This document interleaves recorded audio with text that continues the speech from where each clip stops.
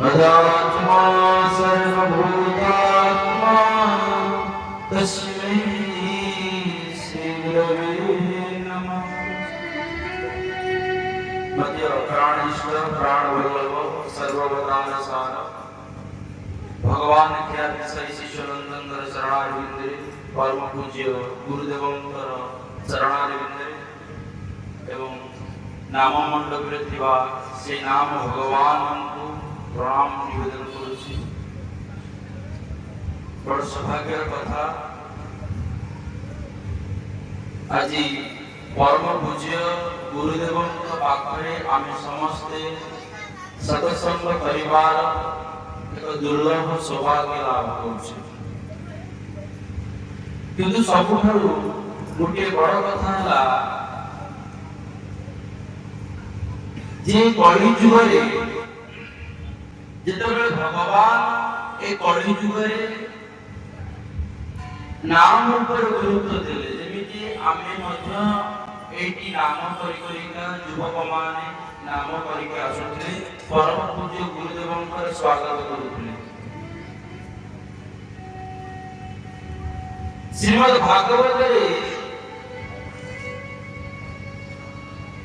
राजा परीक्षित को पचारुछंती समस्ते जने शिष्य को जे राजा परीक्षित से जने शिष्य जहांकर गुरु होचंती सुखदेव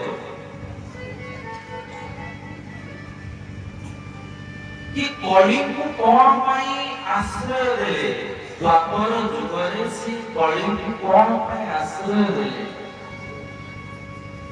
जने एते बड़ ज्ञानी जने एते बड़ राजा द्वापर जुगर शेष राजा सी कोई कोन पई कलि को आश्रय देले गोटे सुंदर कथा के कहले तेले मु जानि छी कलि जुग जेते बेला आसीबो कोन हबो ना लोके होइबे खळबळ नासिबे भुवन ये कलि जुगर प्रभाव कोनवा लोके होइबे कळबळ लोक माने तांको भितरे पाटी मुंड लागिबे तांको भितरे कलह लागिबे तांको भितरे युद्ध लागिबे मो विनाश कारण सेही माने पुनी एक कथा जानिबा परे मध्य राजा परीक्षित कलि को काहे के आश्रय देले से कहउछन मु एही पाई कलि को आश्रय देले जे कलि जुगरे भगवान प्राप्त हवा कलि जुगरे गुरु प्राप्त हवा एवं गुरु को माध्यम रे मुक्तिर माध्यम को प्राप्त सरल हो जाए केमिति ना राजा परीक्षित कहउछन एकाकारं कलि दृष्ट्वा सारवतसारमीरसं विष्णुरकास्तापीतजान कलिजानसुखायच एकाकारं कलि दृष्ट्वा सारवतसारमीरसं ये कलि जुगरे सबु विलक्षण देखा जाउतले मध्य दुकान गान देखा जीवो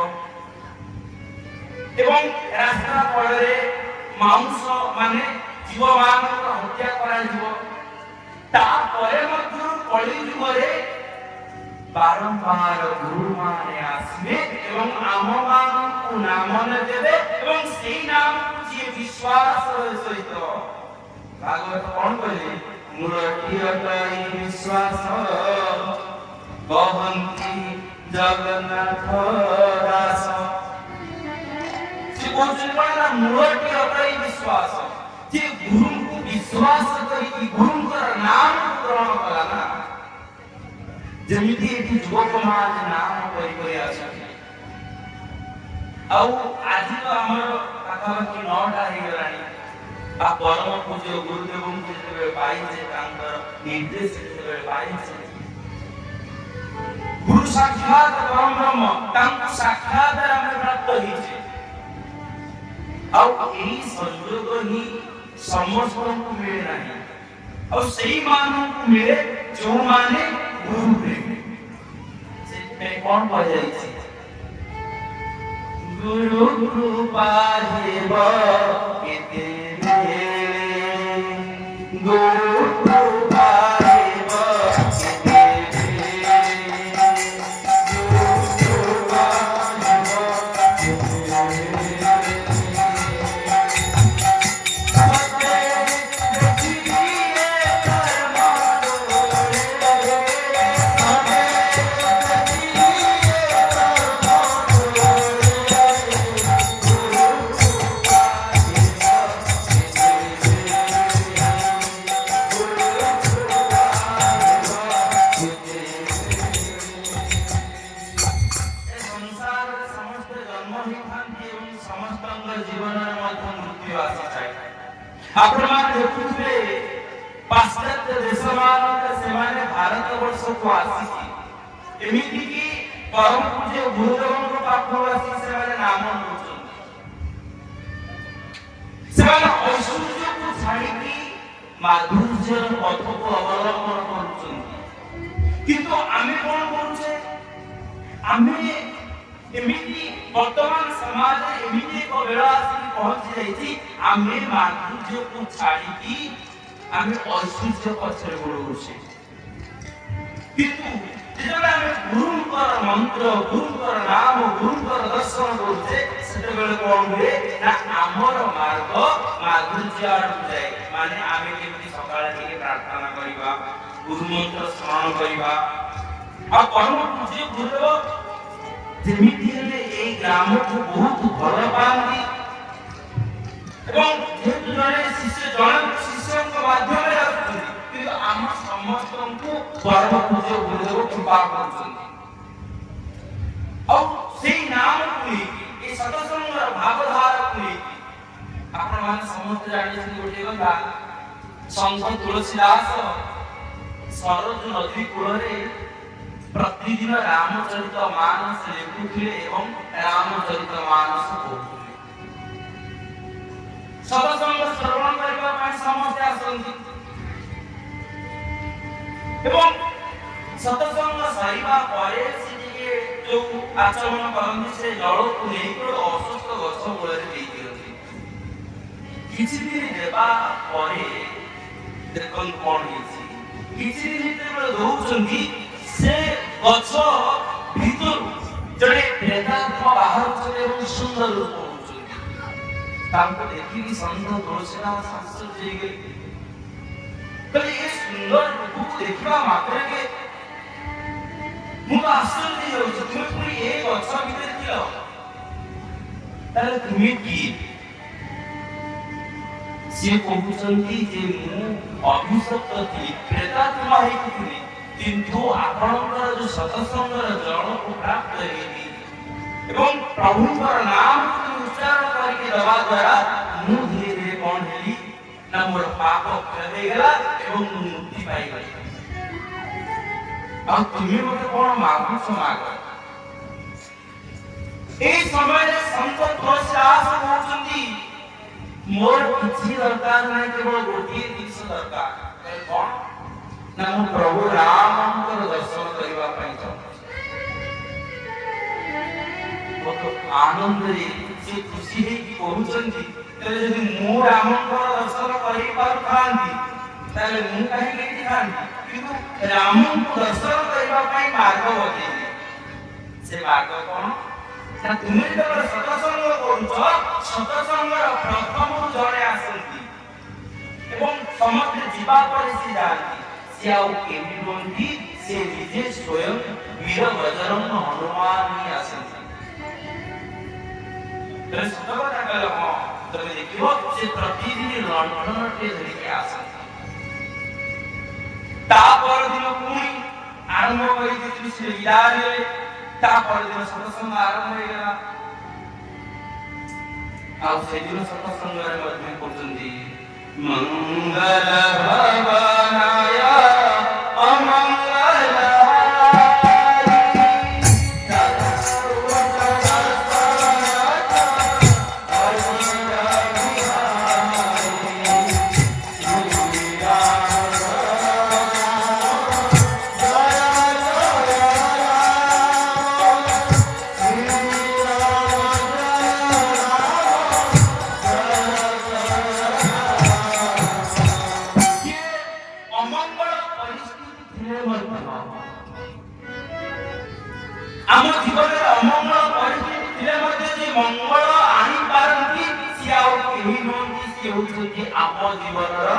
सद्गुरुदेव भगवान की जय। और सद्गुरुदेव जेतबेले आगमन हो जाए ना सब अमंगल मध्य मंगल हो जाए। समस्त सत्संग सारिबा परे समस्त चली जाइछन। से सब जणे व्यक्ति थे से लंडन हरिकी जाउछन्ती। आ तांको बादक लॉग हेई पड़ी गली संत तुलसीदास होचन्ती हे गुरुदेव मु जानते आपण छद्मवेश रे आछन्ती आ आपनकर स्वरूप को उजाउछन्ती आ आपण से स्वरूप को देखि दियंतु एवं मते के राम को दर्शन करि दियंतु। देखो गोटे कथा जेतबे हमर में व्याकुलता सृष्टि होय ना सेतेबेले आमे गुरुंकर दर्शन करू एवं गुरुंकर दर्शन करिवार सौभाग्य मते लाभ करू। सत निजर स्वरूप को फेरी आसले वीरभद्र हनुमान निजर स्वरूप को दर्शन दउछन्ती एवं कहउछन्ती मुतु रामकर दर्शन करे दिबि सत किंतु ए रामचरित्र मानस को ए राम नाम को तुम सर्व सम्मुख रे एवं समस्त कंठ रे जदि पहुंचेबो से प्रचेष्टा तुम सब बेले जारी रखो। ए अर्थ जे संघ तुलसीदासंकर सत्संग रे शिष्यंकर सत्संग रे निजे हनुमान रामचरित्र मानस रे एवं हनुमान चालीसा रे मध्ये लिखिछन संत तुलसीदास श्री गुरु चरण सरोज रज निज मन मुकुर सुधारी वरनौ रघुबर विमल दसो गोदायक फलचारी श्री राम जय राम श्री राम जय राम चारि प्रकार फल प्रदान करि पारंती। संत तुलसीदास कहउछन्ती श्री गुरु चरण सरोज रज मु सेई श्री गुरुकर चरण को कोन करूछि ना प्रणाम करूछि तांकर पाद तल रेणु को मो मतारे लगउछि।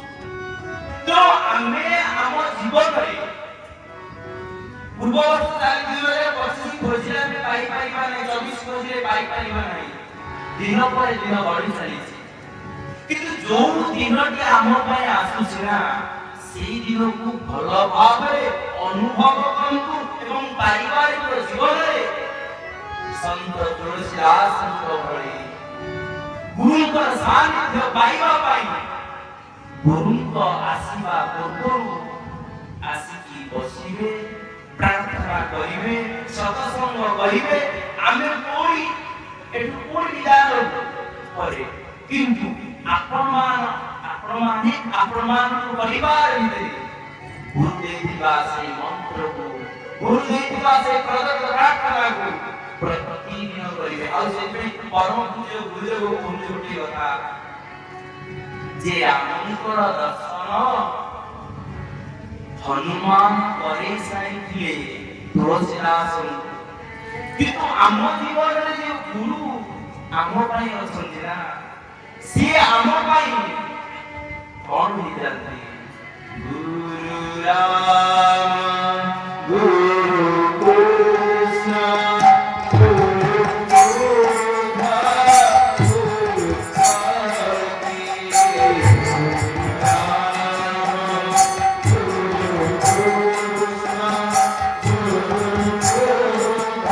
गुरु बुद्ध गुरु सारथी।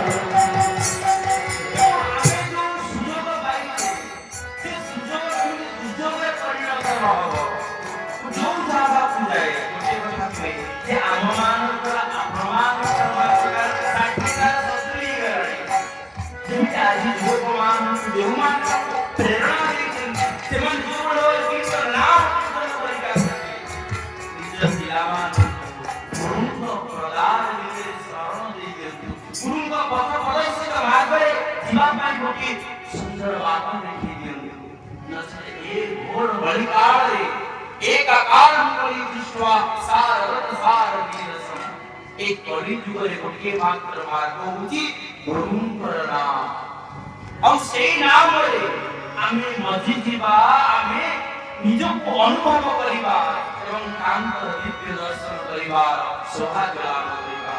ତେଣୁ ଆଜି ସମୟ ହେଇଯାଇଛି, ଆପଣମାନେ ଆସନ୍ତାକାଲି ଯଥା ସମୟରେ ଆସିବେ, ଗୁରୁଙ୍କର ଦର୍ଶନ କରିବେ ଏବଂ ଆମେ ଯେତିକି ପାରିବା ଭାଗବତଙ୍କର କଥାକୁ ଆଲୋଚନା କରିବା, କିନ୍ତୁ ସତ୍ସଙ୍ଗର ସେ ଦିବ୍ୟ ଭାବନାକୁ ନେଇକି ଆସିବା, ପିଲାମାନଙ୍କୁ ସାଙ୍ଗରେ ନେଇକି ଆସିବା ଏବଂ ସତ୍ସଙ୍ଗ କରିବା, ପ୍ରାର୍ଥନା କରିବା, ଗୁରୁଙ୍କର ଗୁଣ କୀର୍ତ୍ତନ କରିବା। ହରି ସୁନ୍ଦର ନନ୍ଦ ମୁକୁନ୍ଦ ହରି ନାରାୟଣ ହରି